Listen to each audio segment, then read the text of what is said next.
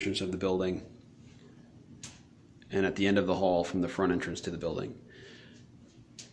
Apartment 28, like many in this building, has two doors due to the renovation that was taking place in 2019.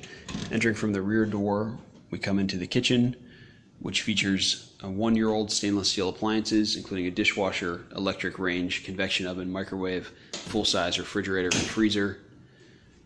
There's been great attention to detail, including this soft closure mechanism on all the cabinets and drawers, white tile backsplash, stainless steel sink, built-in garbage disposal.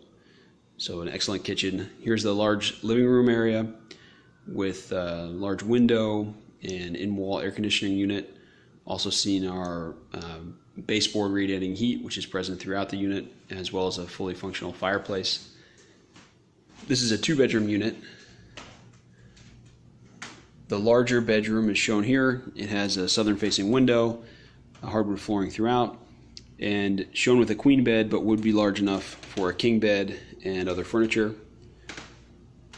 The second bedroom shown here I'm using for storage, but would be large enough for a queen bed and furniture. It has a large southern-facing window that looks out over the building's parking lot, where parking spaces are available for rent separately.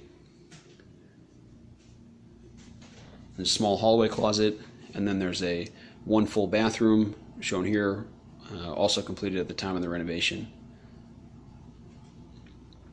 That's the entirety of apartment 28.